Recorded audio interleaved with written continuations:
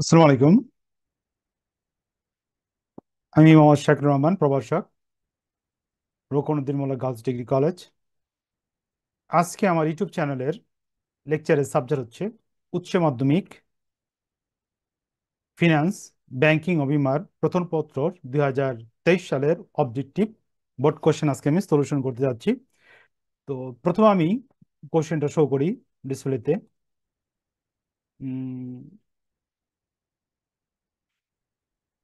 ডিসপ্লেতে শো করলাম।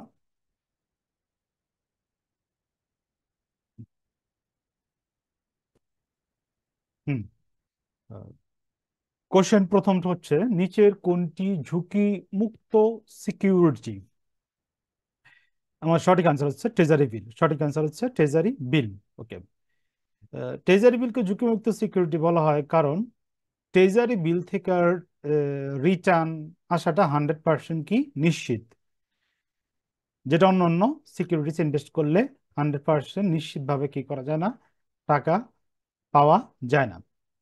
বাজার আয় এবং ঝুঁকি আয়ের নিচের বাজার আয় এবং ঝুঁকিমুক্ত আয়ের ব্যবধান নিচের কোনটি? ঝুঁকি প্রিমিয়াম। ঝুঁকি প্রিমিয়াম। আচ্ছা। এরপর হুম, এরপর আমার কোশ্চেন। হ্যাঁ, উদ্দীপকটি পড়ে 3 এবং 4 নং প্রশ্নের উত্তর দাও। জনাব সাজু লটারি থেকে প্রাপ্ত 5 লাখ টাকা 8% সুদে 5 বছরের জন্য একটি ব্যাংকে জমা রাখে। ব্যাংকটি তাকে ত্রৈমাসিক চক্রবৃদ্ধি সুদ প্রদান করতে সম্মত হয়। জনাব সাজু কর্তৃক ব্যাংকে জমাকৃত অর্থ কোন ধরনের বিনিয়োগ? এককালীন বিনিয়োগ। ব্যাংকটিতে জমাকৃত সুদের হার কত? ব্যাংকটিতে জমাকৃত সুদের হারের পরিমাণ 8.24। আচ্ছা, 8.24 কিভাবে? তো আমরা জানি প্রকৃত সুদের হারের সূত্র হইতেছে ই এ আর সমান সমান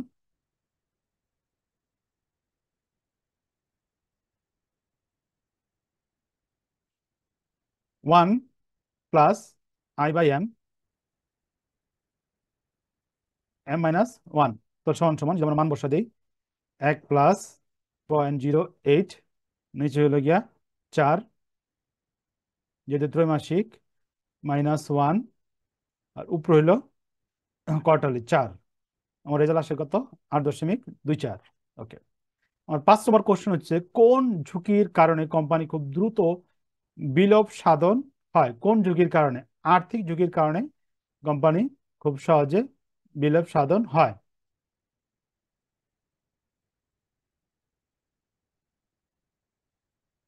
6 নম্বর, সরকারি বন্ডে আয়ের হার 6%,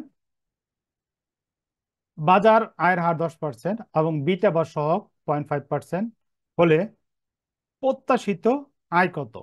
তো আমরা জানি এক্সপেক্টেড রিটার্ন, যেটা এখানে বিটা দেওয়া আছে এবং বাজার আয়ের হার দেওয়া আছে। তো আমার এখানে সূত্র হইব কোনটা?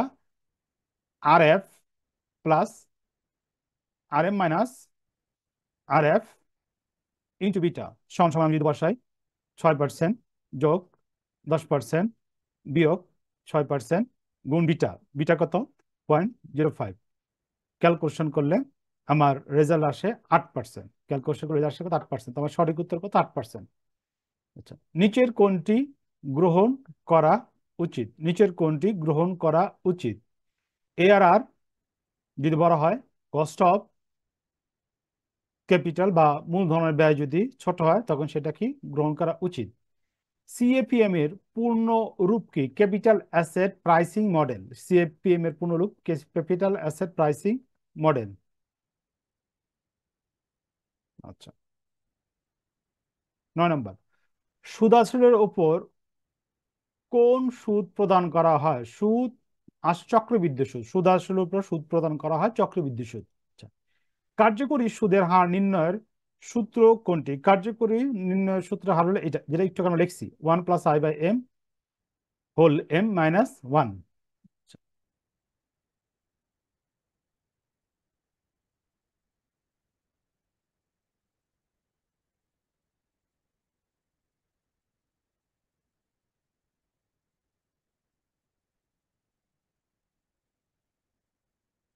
হুম।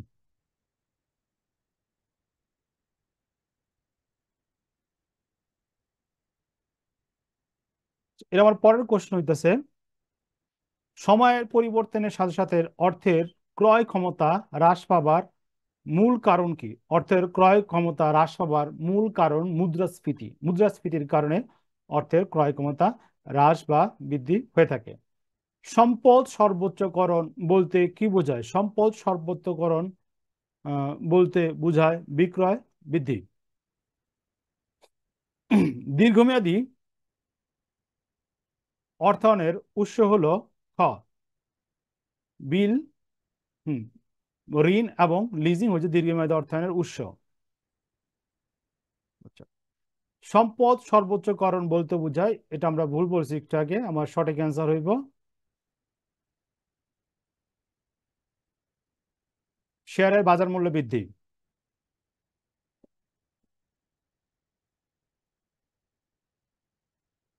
সংকর জাতীয় সিকিউরিটিজ কোনটি? সংকর জাতীয় সিকিউরিটি হচ্ছে অগ্রাধিকার শেয়ার। অর্থাৎ যে শেয়ারে বা সিকিউরিটিসে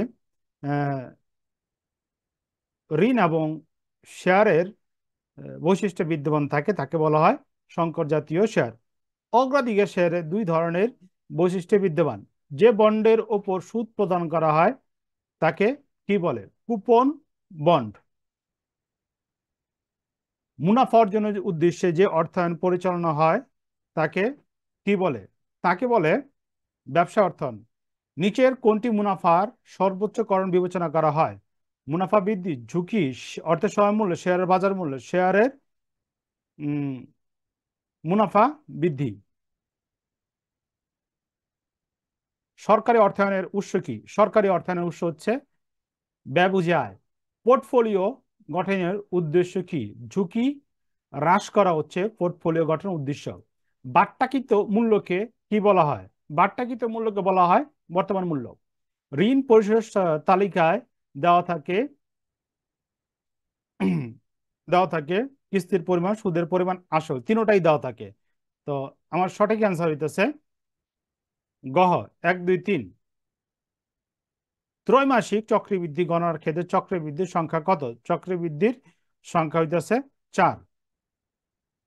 নিচের কোনটি আভ্যন্তরীণ অর্থায়নের উৎস? আভ্যন্তরীণ অর্থায়নের উৎস হচ্ছে সাধারণ সঞ্চিতি। কারণ সাধারণ সঞ্চিতি তৈরি করা হয় প্রত্যেক বছর মুনাফার থেকে একটা নির্দিষ্ট পরিমাণ অংশ আলাদা একটা ফান্ড ক্রিয়েট করে রাখা হয়, তাকে বলে সাধারণ সঞ্চিতি। মুনাফার সর্বোচ্চ 20% পর্যন্ত সাধারণ সঞ্চিতি তহবিলে কি করা, ট্রান্সফার করা যায়। তো সাধারণ সঞ্চিতি হচ্ছে আভ্যন্তরীণ অর্থায়নের উৎস। আয় এবং ঝুঁকির মধ্যে সম্পর্কে বিদ্যমান কি? আয় এবং ঝুঁকির মধ্যে সম্পর্ক বিদ্যমান ধনাত্মক, ঋণাত্মক, ঋণাত্মক, সরি ধনাত্মক। উদ্দীপকটি পড়ি 25 এবং 26 নম্বর প্রশ্ন উত্তর দাও। মিস্টার রহমান একজন বেকার যুবক, তার মূলধন বাজার সম্পর্কে মোটামুটি জ্ঞান আছে। সম্প্রতি XYZ গ্রুপের পুঁজি সংগ্রহের জন্য একটি দৈনিক পত্রিকার প্রসপেক্টর দিয়েছে যা রহমানের দৃষ্টি কেড়েছে। মিস্টার রহমান কোন ধরনের শেয়ারে আবেদন করবে? কোন ধরনের শেয়ার আবেদন করবে? প্রাথমিক শেয়ার। অর্থাৎ কোম্পানি কোম্পানি যে আইপিও, ইনিশিয়াল পাবলিক অফারিং এর মাধ্যমে যেই শেয়ারগুলো বিক্রি করা হয় তাকে কি বলা হয়? প্রাথমিক শেয়ার বলা হয়। মিস্টার রহমান শেয়ার করার জন্য কোনটি পর্যালোচনা করবে? শেয়ারের পর্যালোচনা করবে মূলধন কাঠামো, ক্যাপিটাল স্ট্রাকচার। ওই কোম্পানি ক্যাপিটাল স্ট্রাকচার উপর ভিত্তি করে মিস্টার রহমান কি করব? তাদের শেয়ার করার জন্য সিদ্ধান্ত গ্রহণ করব। দীর্ঘমেয়াদী সিদ্ধান্ত গ্রহণের প্রক্রিয়াকে কি বলা হয়? দীর্ঘমেয়াদী সিদ্ধান্ত বলা হয় মূলধন বাজেটিং।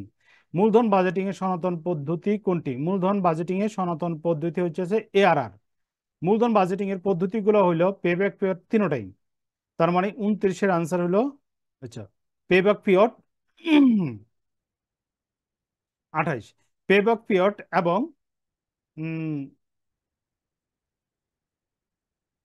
ভুল বলতেছি। আচ্ছা, মূলধন বাজেটিং এর সনাতন পদ্ধতি কোনটি? মূলধন বাজেটিং এর সনাতন পদ্ধতি হইতেছে গিয়া আমার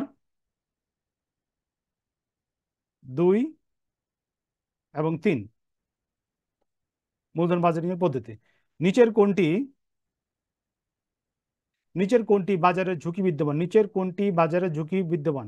শ্রমিকদের ধর্মঘট, কাঁচামালের মূল্য বৃদ্ধি, চাহিদার পরিবর্তন, সুদের হার। সুদের হারের পরিবর্তনের কারণে বাজার ঝুঁকি বিদ্যমান হয়।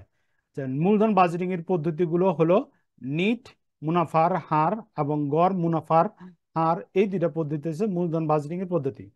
তো আজকে আমরা আলোচনা করলাম ঢাকা বোর্ড 2023-এর ফিনান্স, ব্যাংকিং এবং ইন্স্যুরেন্সের কোশ্চেন।